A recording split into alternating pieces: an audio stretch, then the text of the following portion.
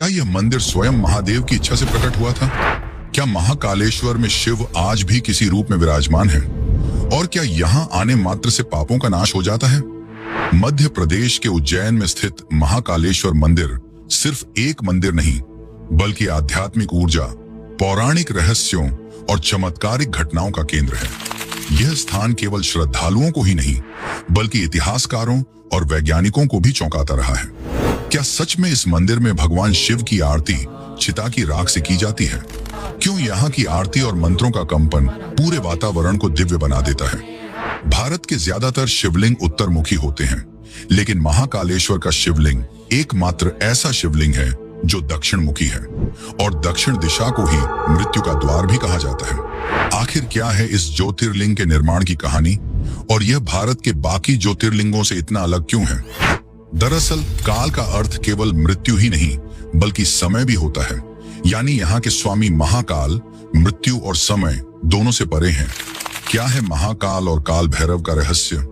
और सबसे बड़ा सवाल, क्यों कोई भी मंत्री, राजा, यहाँ तक कि प्रधानमंत्री भी उज्जैन की इस नगरी में रात्रि विश्राम करने से डरते हैं? क्या होगा अगर वह रात में यहाँ ठहर गए?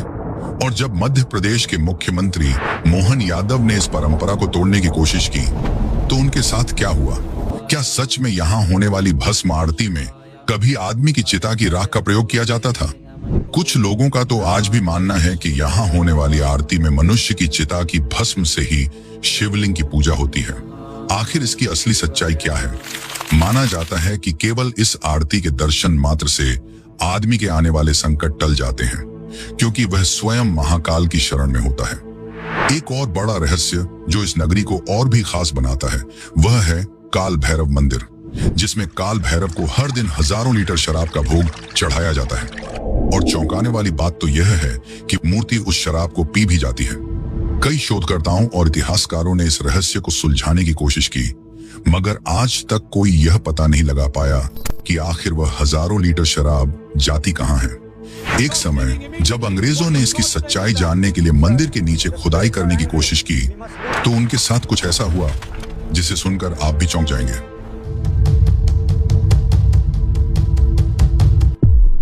यह बहुत ही सुंदर और समृद्ध राज्य था, जिसमें राजा चंद्रसेन राज किया करते थे। राजा चंद्रसेन भगवान शिव के बहुत बड़े भक्त थे, और उनके मित्र थे शिव गणों में से मुख्य गण मणिभद्र। एक बार जब मणिभद्र उज्जैन आए, तो उन्होंने राजा चंद्रसेन को चिंतामणि भेंट की। ये मणि काफी ज्यादा चमकदार और मनमोहक थी, लेकिन जैसे जैसे इस मणि की चमक फैलने लगी, कई राजाओं के मन में लोभ जगने लगा, और इसी के चलते अवंतिकापुरी में कई राजाओं ने चिंतामणि को हासिल करने के लिए आक्रमण कर दिया। एक तरफ चंद्रसेन की सेना थी, और दूसरी तरफ बाकी राजा अपनी विशालकाय सेनाओं के साथ थे, जिनके सामने चंद्रसेन की सेना कमजोर लग रही थी। पर चंद्रसेन जानते थे कि उनकी शक्ति किसी मणि में नहीं, बल्कि उनकी भक्ति में है। इसीलिए उन्होंने अपने हथियार डाल दिए और वन की ओर चले गए। वहां जाकर वे शिव के ध्यान में लीन हो गए। लेकिन उसी समय उज्जैन में एक और समस्या आ खड़ी हुई। वह था राक्षस दूषण। राक्षस दूषण ने ब्रह्मा जी की तपस्या कर असीम शक्ति प्राप्त कर ली थी, जिसके पश्चात अपनी शक्ति के घमंड में चूर असुर दूषण चारों ओर तबाही मचाने लगा।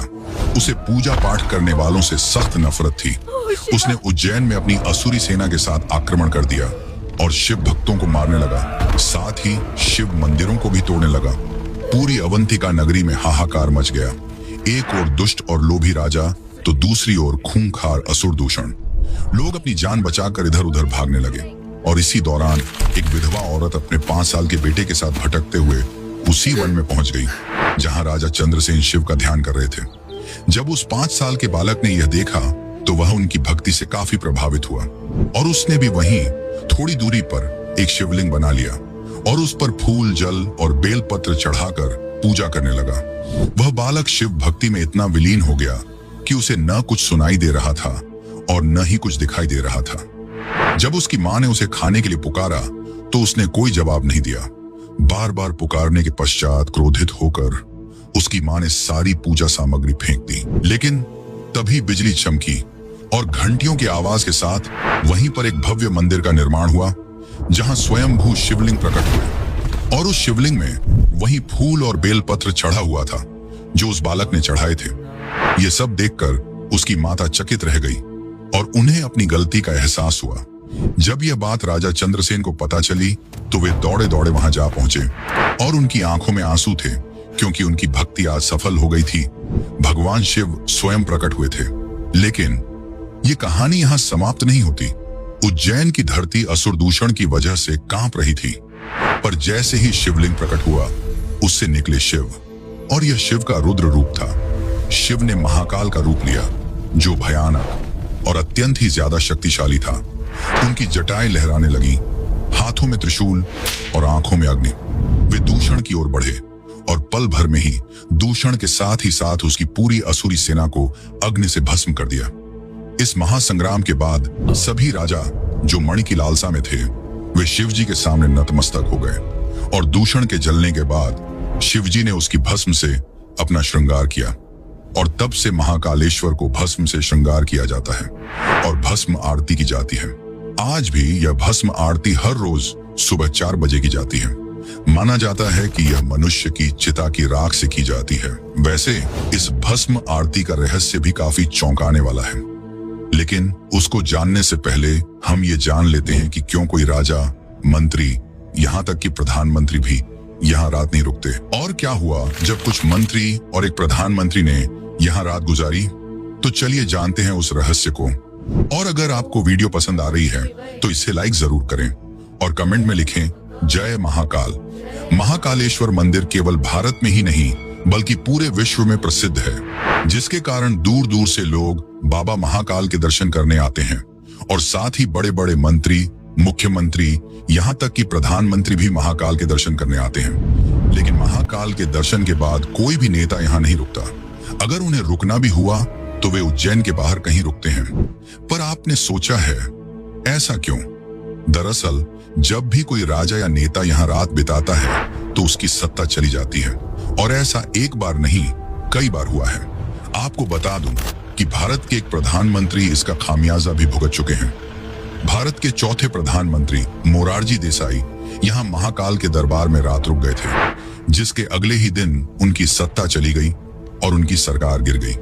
फिर इसके बाद कर्नाटक के मुख्यमंत्री येदियुरप्पा ने भी यहाँ रात बिताई, जिसके बाद 20 दिनों के अंदर ही उन्हें भी अपने पद से इस्तीफा देना पड़ा। ऐसी और भी कई घटनाएं हैं जो महाकाल के दरबार में से जुड़ी हैं। पर क्या आपने सोचा है कि आखिर ऐसा क्यों होता है? दरअसल माना जाता है कि बाबा महाकाल ही यहाँ के राजा हैं और उनसे ऊपर कोई नहीं। ऐसे में उनके दरबार में एक साथ 2 राजा नहीं रुक सकते, जिसके चलते राजाओं और नेताओं की सत्ता चली जाती है। इसीलिए कोई भी नेता यहाँ रात्रि विश्राम नहीं करता। कुछ समय पहले प्रधानमंत्री नरेंद्र मोदी भी यहाँ बाबा महाकाल के दर्शन करने गए थे और उन्होंने भी यहाँ रात नहीं बिताई। पर चौंकाने वाली घटना तब हुई जब 16 दिसंबर 2023 को मध्य प्रदेश के मुख्यमंत्री मोहन यादव ने यहाँ रात बिताई। उन्होंने कहा, मैं महाकाल का बेटा हूँ इसलिए यहाँ रुक सकता हूँ। महाकाल तो पूरे ब्रह्मांड के स्वामी हैं, इसलिए उनके नगर में रुकने में कोई आपत्ति नहीं होनी चाहिए। इसके पश्चात वे वहां रात रुके और एक नई सोच को प्रस्तुत किया। चलिए अब हम यहाँ होने वाली भस्म आरती के बारे में जानते हैं। दोस्तों, ज्यादातर मंदिरों में भगवान की पूजा दीप जलाकर की जाती है, पर महाकालेश्वर मंदिर में यह आरती भस्म से होती है।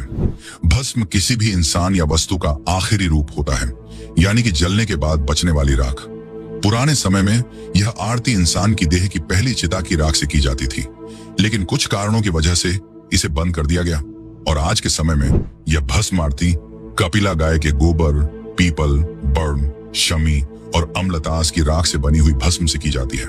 हर दिन सुबह 4 बजे यह भस्म आरती होती है, जिसे देखने दूर दूर से लाखों श्रद्धालु हर रोज यहाँ आते हैं। यहाँ के पुजारी मंत्रोच्चारण के साथ बड़े ही भव्य तरीके से यहाँ की आरती को करते हैं। मान्यता है कि जो भक्त सच्चे मन से इस भस्म आरती में सम्मिलित होता है उसे मृत्यु का भय नहीं सताता। एक और बात यह है कि यह भस्म आरती केवल पुरुष ही देख सकते हैं, महिलाओं को यह आरती देखने की अनुमति नहीं है। वैसे दोस्तों, क्या आपको पता है कि महाकालेश्वर मंदिर 3 भागों में बंटा हुआ है, जिसका सबसे ऊपरी भाग है नाग पंचेश्वर मंदिर, जो अपने आप में एक रहस्य है। तो चलिए अब जानते हैं इस रहस्य को। हिंदू धर्म में नागों की पूजा का एक खास महत्व रहा है।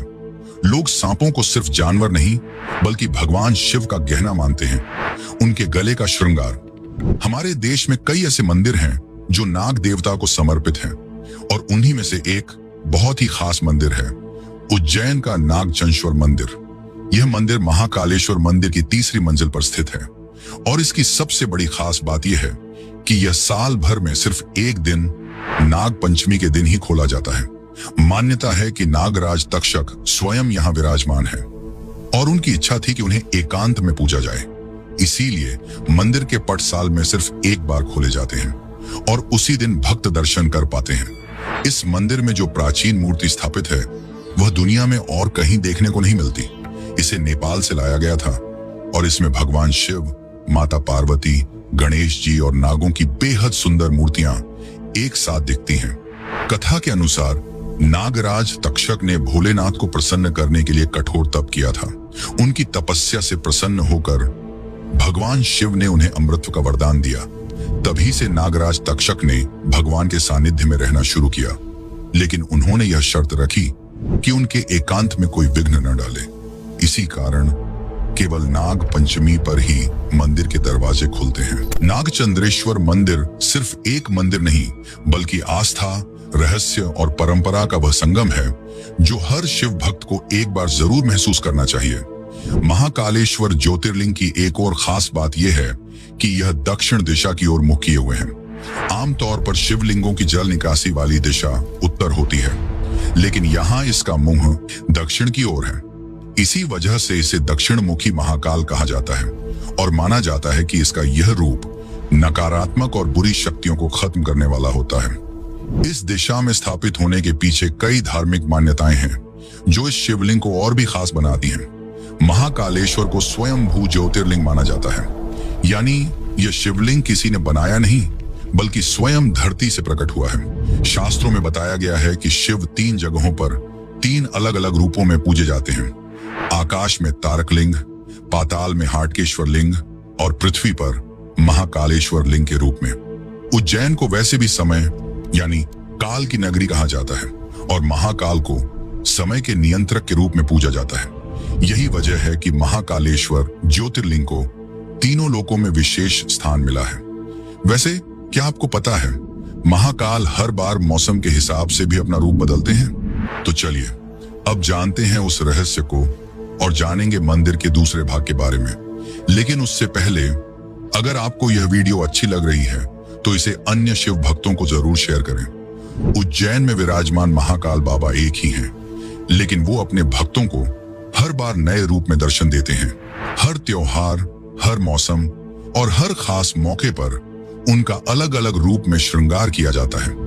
यही कारण है कि हर साल लाखों लोग सिर्फ उनके इन अलग अलग रूपों के दर्शन के लिए उज्जैन आते हैं। जैसे शिवरात्रि के दिन महाकाल दूल्हे के रूप में सजते हैं, तो श्रावण मास में उन्हें राजाधिराज यानी राजा के रूप में सजाया जाता है। दिवाली के समय पूरा महाकाल मंदिर दीपों से जगमगा उठता है, तो होली में भगवान का आंगन गुलाल से भर जाता है। गर्मी के दिनों में महाकाल के सिर पर मटकों से पानी चढ़ाया जाता है ताकि उन्हें ठंडक मिले। वहीं कार्तिक मास में एक विशेष पूजा के तहत उन्हें पालकी में बैठाकर भगवान विष्णु को सृष्टि की जिम्मेदारी सौंपी जाती है। महाकाल के हर रूप में कुछ खास बात होती है जिसे देखकर हर भक्त भाव विभोर हो जाता है। यही वजह है कि उन्हें उज्जैन का राजा भी कहा जाता है और जब बात राजा की हो तो सम्मान भी वैसा ही होता है। यहाँ एक मान्यता है कि महाकाल मंदिर के सामने से कोई भी सवारी लेकर नहीं निकल सकता, चाहे वह घोड़ा हो या कोई वाहन। खास तौर पर बारातों में जब दूल्हा घोड़ी पर बैठता है तो उसे मंदिर के सामने से ले जाना अशुभ माना जाता है।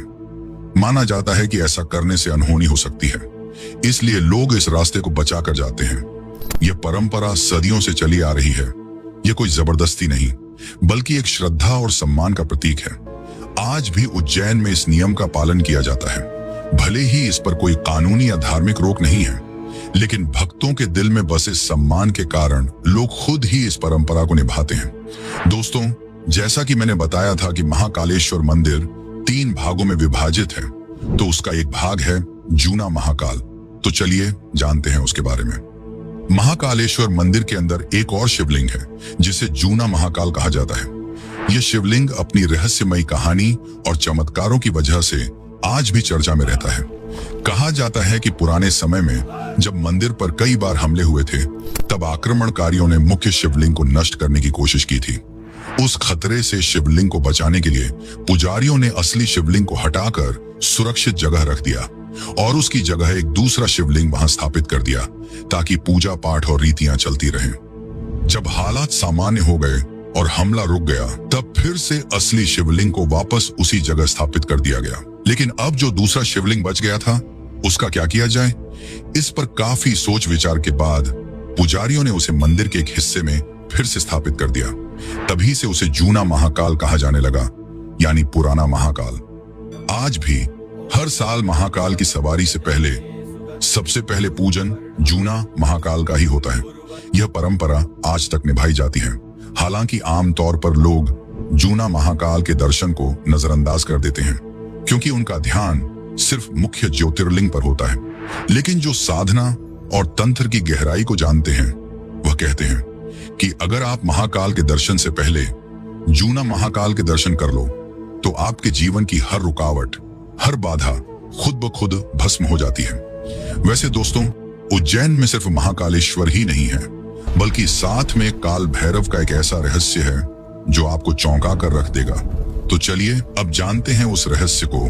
उज्जैन शहर से करीब 8 किलोमीटर की दूरी पर काल भैरव मंदिर स्थित है, जो करोड़ों लोगों की आस्था का केंद्र है। ऐसा माना जाता है कि जब कोई भक्त महाकालेश्वर के दर्शन करने आता है, तो काल भैरव मंदिर गए बिना उसकी यात्रा अधूरी मानी जाती है। मंदिर के पुजारियों के अनुसार इसका जिक्र स्कंद पुराण के अवंती खंड में भी मिलता है। काल भैरव को भगवान शिव का रौद्र और तांत्रिक रूप माना जाता है। वे तामसिक प्रवृत्ति के देवता हैं और इसी कारण उन्हें शराब का भोग चढ़ाने की परंपरा सदियों से चली आ रही है। यहाँ रोजाना सैकड़ों हजारों बोतल शराब चढ़ाई जाती है। लेकिन सबसे चौंकाने वाली बात यह है कि वो शराब आखिर जाती कहाँ है, यह आज तक कोई नहीं जान पाया। पुजारी जब शराब से भरा कटोरा मूर्ति के पास रखते हैं, तो देखते ही देखते शराब मूर्ति के होठों से गायब हो जाती है, मानो भगवान खुद पी रहे हों। ना मूर्ति में कोई छेद है, ना कोई पाइप, ना कोई सुराख, लेकिन फिर भी शराब खत्म हो जाती है। ब्रिटिश शासन के दौरान कैप्टन हंटर नाम के एक अंग्रेज अफसर ने इसे धोखा समझकर मंदिर की खुदाई और मूर्ति को तोड़ने की कोशिश की, लेकिन उसके हाथ कुछ भी नहीं लगा और कुछ ही दिनों में उसकी रहस्यमयी मौत हो गई। बाद में कई वैज्ञानिकों, पत्रकारों और विदेशी डॉक्यूमेंट्री टीमों ने भी इस रहस्य को समझने की कोशिश की। स्कैनिंग मशीनों, HD कैमरों और माइक्रोफोन तक लगाए गए, पर कोई सुराग नहीं मिला। शराब मूर्ति के पास गई और गायब हो गई। एक ब्रिटिश टीम ने इसे case of collective divine evolution कहा, यानी आस्था और चमत्कार का अद्भुत संगम। कुछ भारतीय वैज्ञानिकों और विक्रम विश्वविद्यालय की टीमों ने भी जांच की, लेकिन हर बार उन्हें खाली हाथ लौटना पड़ा। इतना ही नहीं, एक बार जब औरंगजेब के सैनिक मंदिर को तोड़ने आए, तो अचानक वहां कुत्तों का झुंड प्रकट हुआ और सैनिकों पर टूट पड़ा। सैनिक पागल होने लगे, एक दूसरे को मारने और काटने लगे। हालात ऐसे हो गए कि औरंगजेब को खुद अपने सैनिकों को मरवाना पड़ा और डर के कारण वह मंदिर को तोड़े बिना ही लौट गया। तो सवाल यह है, क्या यह सिर्फ एक मंदिर है? क्या यह सिर्फ एक परंपरा है, या फिर यहाँ कोई ऐसी शक्ति है जिसे हम आज तक समझ नहीं पाए? और यही वह सवाल है जिसका जवाब हम अगली वीडियो में तलाशने वाले हैं।